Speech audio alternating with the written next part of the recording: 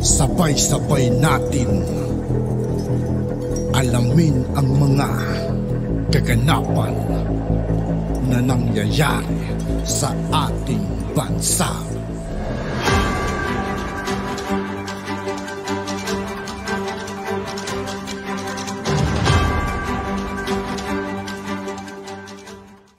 Yo, what's up mga kaibigan? This is I2K po again. Ngayon nandito ulit tayo sa channel ni Pinas News Insider. Dito ulit tayo magbibigay ng komento at reaksyon. Kaya samahan nyo guys, let's go! Ito ang balita ngayon.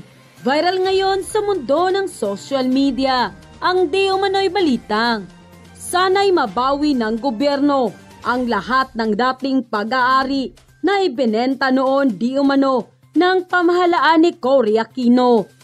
Ito ang naging hinaing ng taong bayan patungkol sa naging interview kamakailan kay Pangulong Bongbong Marcos, kung saan lahat ay babalik sa gobyerno at tila mangyayari at tutuparin na ni President Bongbong Marcos ang kanyang ipinangako. Pero bago ang lahat, kung bago ka pala sa lahat ng hindi pa nakasubscribe mga kaibigan kay Pinas News Insider, mag-subscribe na po tayo at huwag nyo rin pong kalimutan mag-subscribe dito sa aking channel. Lamang sa aming channel, please huwag kalimutang mag-subscribe at i-click ang notification bell para mas maging updated pa kayo lalo sa lahat pa ng bagong video na i-upload namin. At eto na nga mga kababayan, lahat ay babalik sa gobyerno. Tila mangyayari at tutuparin na ni President Bongbong Marcos ang kanyang ipinangako during campaign period, kung saan ay maibabalik sa gobyerno o sa pamahalaan ang pagmamayari ng ilang major utilities tulad ng Meralco at Maynilad, kung saan ay tila ibinenta noon ng pamahalaan ni former President Cory Aquino sa ilang mga pribadong negosyante. Ito ang kinumpirma ni President Bongbong Marcos sa katatapos lamang na panayam nito, kung saan ayon pa sa kanya, maging ang NAIA ay mananatili sa pamamalakad ng pamahalaan. Pinabulaanan rin ito ang chismis na ibibenta ito sa isang bilyonaryong businessman na ngayon ay nasa Pilipinas. Ayon kay Pangulong Bongbong Marcos, babawiin itong lahat ang pagmamayari noon ng pamahalaan na naging pribado sa panahon ng pamamahala ng mga Aquino. Dahil naniniwala ito na ang pagmamayari ng mga ganitong utilities ay nararapat na ibalik sa publiko. Mas magiging mababa pangaraw ang singil sa kuryente ng Meralco at tubig kung mangyayari ang lahat ng ito. At higit pa na mas uunlad ang ating bansa. At dahil nga sa balitang ito, hindi naman mapigilan ng marami sa ating mga kababayan na magbigay ng kanilang hinaing at komento. At ayon pa sa kanila, sana nga po mabawi lahat ng pag-aari ng gobyerno para naman bumaba ang singil. Mabuhay po kayo Pangulong Bongbong Marcos. God bless po. Sana nga mabawi na ang lahat ng pagmamayari ng gobyerno. Dapat na talagang mabawi ng gobyerno ang lahat ng dating pag-aari nito para mapalitan na ang pangalan ng NAIA, kakasukan noon. Tama yan.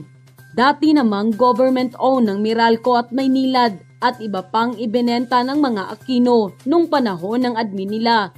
Ang MIA ay pag-aari ng gobyerno at di pag-aari ng mayamang tao. End quote. Alternatibong energy sources, murang singil sa kuryente at pagtatayo ng bagong power plant. Sentrong usapin sa pulong ni Pangulong BBM kasama ang mga opisyal ng Department of Energy.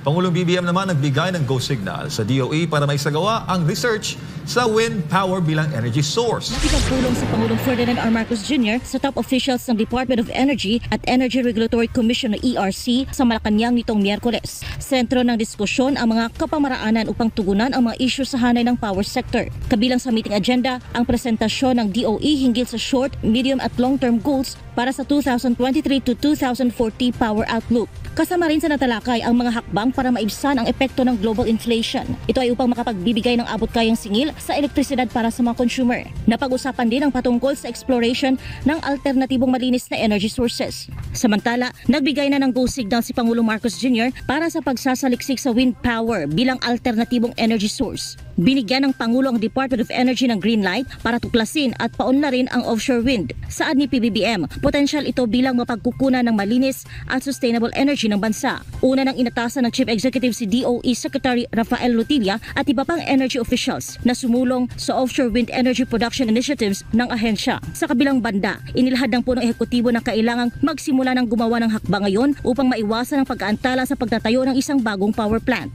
Ito'y lalo't gumugugol ng mahabang panahon sa pagtatayo nito na aabot sa 7 taon. Ang isa pang issue ay ang gastos sa gasolina.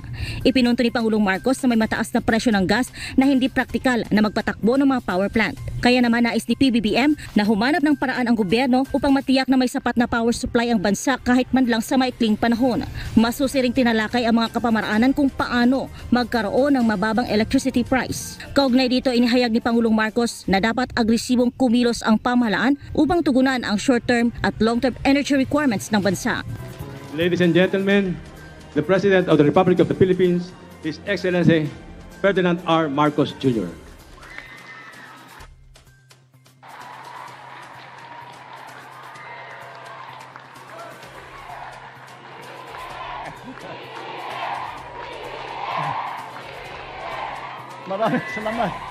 Maraming salamat. Maraming salamat sa ating Secretary ng Housing and Human Settlements and Urban Development na Secretary Jerry Acusat. Please umupo na. Babatiin ko lang kayo na welcome dito sa aming, hindi ito pabahay, political rally na itong nangyari dito. Parang naalala ko kayo lahat sa kampanya. Kayo yung mga malalakas ang boses.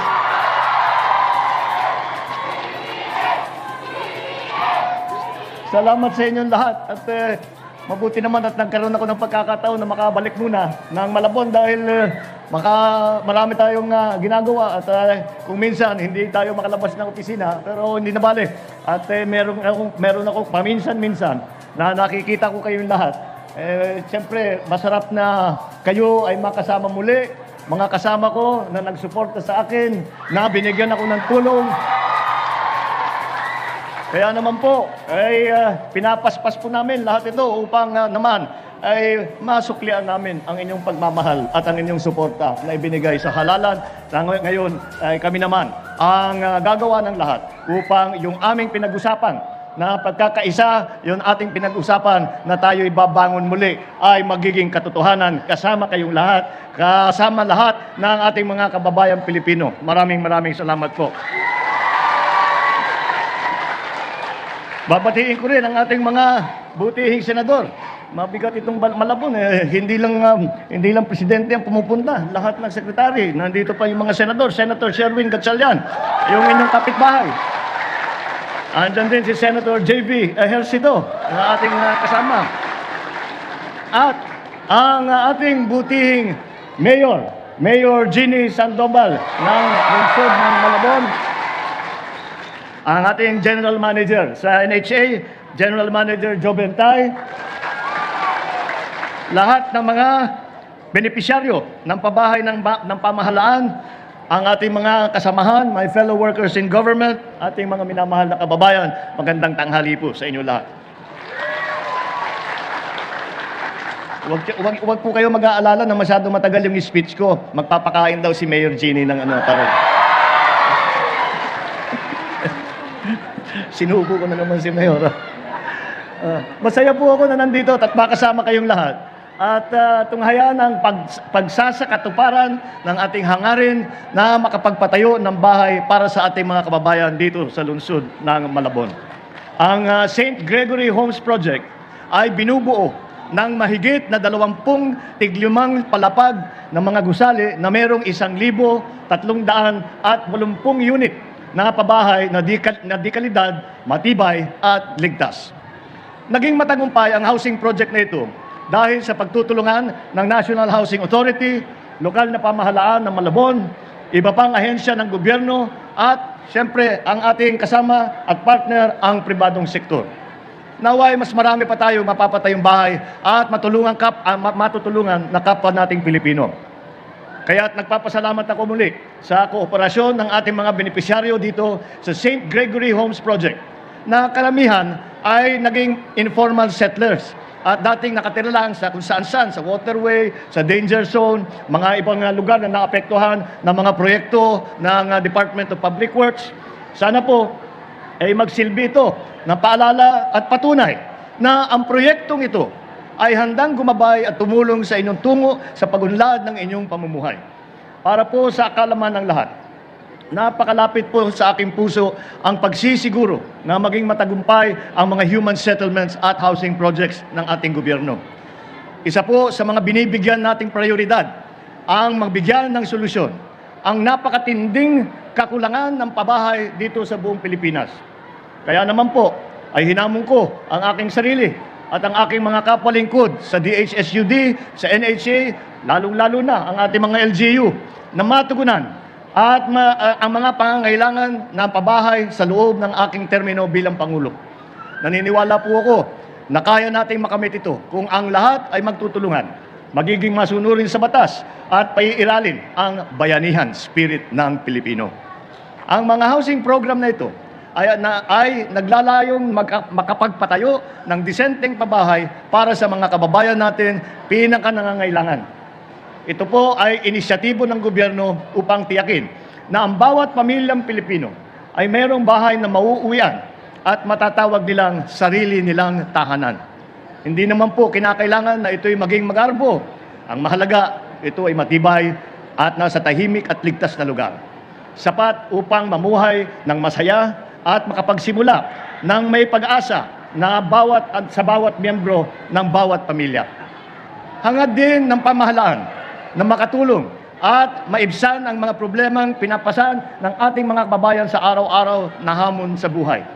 Ang lahat ng ito ay nagsisilbing inspirasyon namin upang mas patatagin ang aming dedikasyon tungo sa pagsasakatuparan ng aming pangakong mabigyan ng disente, abot kaya at di kalidad na pabahay para sa bawat pamilyang Pilipino. Aking inaatasan muli ang NHA, DSUD at ang iba pang mga kaugnay na ahensya ng pamahalaan na magpatuloy sa masusing pagbibigay lunas sa ating suliranin sa pabahay at tiyakin na walang sino man na maiiwanan at mapapabayaan sa ating sama-sama na pagsulong at sa ating sama-sama na pag-unlad.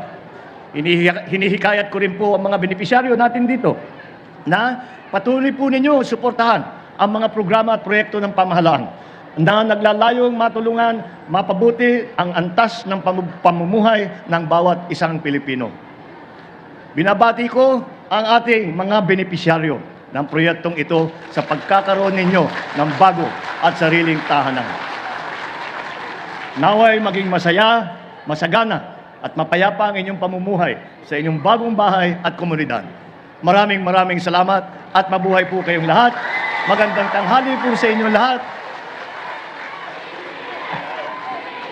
Mabuhay po ang lungsod ng Malabon.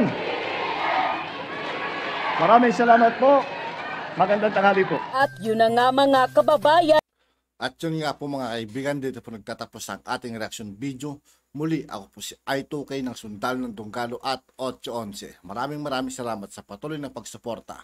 Yeah, peace out.